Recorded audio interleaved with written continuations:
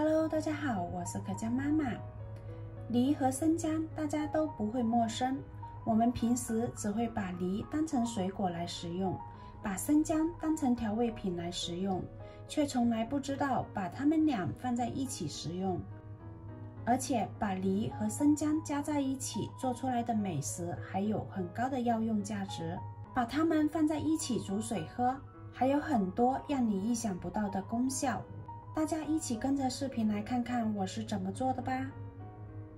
我们把梨和生姜放入一个大盆里，然后加入一点清水。我们先把梨和生姜简单的像这样清洗一下，把梨皮和生姜皮给它用水给它打湿，然后在梨的表面给它撒上一些食盐。这个梨皮比较厚，而且口感还会有一点发硬，所以很多朋友在吃梨的时候就喜欢把梨皮削掉，因为它特别硬，不好吃。其实梨皮营养丰富，有特别多的作用，而且梨皮可以润肺、止咳、化痰，还有止泻。我们拉肚子的时候吃一点梨皮可以缓解。梨皮我们可以用食用盐像这样给它搓洗干净，把表面的农药残留和果蜡都给它搓洗干净，因为食盐是可以起到杀菌消毒的作用的。而且像这样盐还有颗粒感，这样摩擦就特别的干净了。像这样不停给它摩擦，这样清洗出来的水果，不管是苹果还是雪梨都特别的干净了。这样我们就可以放心的吃这些果皮啦。生姜我们也同样用食盐给它搓洗干净，因为生姜是长在泥土里面的，生姜皮表面有非常多的泥土和细菌，所以好多朋友都不想慢慢的清洗，会直接把生姜皮给刮掉，然后用清水清洗干净，这样就特别的可惜啦。因为生姜皮也有非常高的药用价值的，生姜皮具有行水肿、温中止呕和化痰止咳的功效，对于治疗风寒、感冒、发热等等是有一定的作用的。生姜皮可以改善手脚冰凉的症状，促进机体血液循环，所以我们每次在清洗生姜的时候，只需要用食盐耐心一点，像这样搓洗，就能把生姜皮搓洗得特别干净了。然后我们再换清水，多清洗2遍。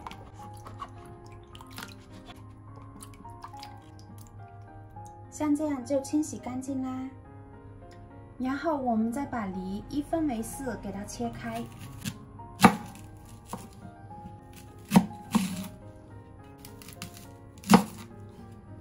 再把中间这个梨心给它去掉。今天这道汤我们是要连果肉一起吃的，所以我们把梨切开后，一定要把中间这个梨心给它去掉，因为这个梨心它的口感会发酸，不好吃。所以我们切出来之后，这些梨心直接把它扔掉就可以了。然后我们再把梨给它切成薄片，切得越薄越容易煮出味，这样也比较节省时间。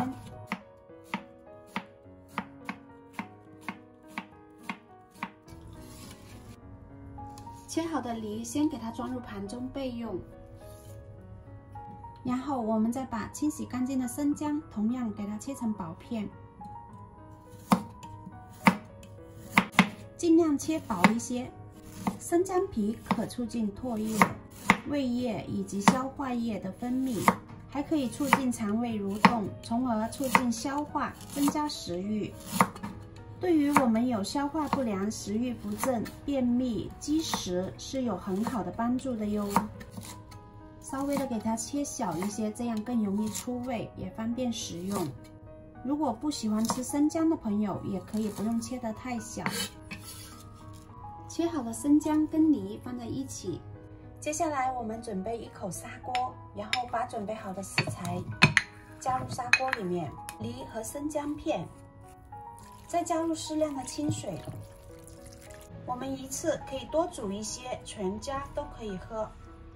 用勺子把生姜和梨搅拌均匀，然后盖上盖子，先用大火烧开，然后转小火煮15分钟左右。好了，15分钟到啦，我们打开盖子看一下。现在我们的梨都已经煮得非常的软烂了。然后我们再根据自己能接受的甜度加入适量的冰糖，用勺子搅拌均匀。冰糖具有滋阴、润肺、化痰、止咳、清热、除燥等作用，建议大家在咳嗽、痰多、上火的时候，适量的吃一些冰糖，就可以缓解。搅拌均匀后，我们再加入适量的枸杞，再搅拌均匀。然后再盖上盖子，用小火慢炖20分钟左右。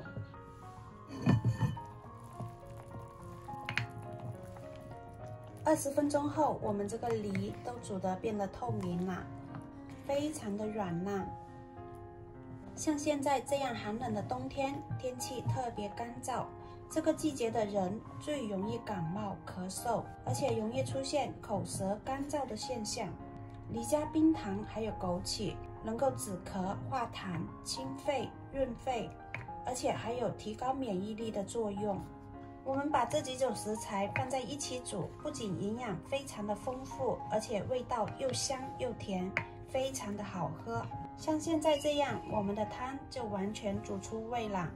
这个时候我们就可以关火了，然后再盛入碗中。如果不喜欢吃生姜的朋友，可以把生姜给它挑出来，生姜的营养已经融入了汤里面。像这样稍微的晾一下，我们就可以美美的享用啦。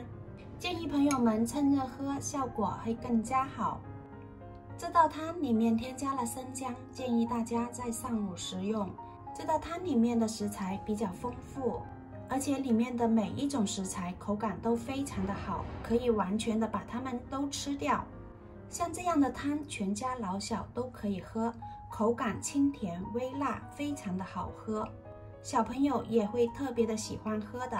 像这样冷的天气，我们经常这样喝上一碗，还能够增强机体的免疫能力，这样就不容易受凉感冒啦。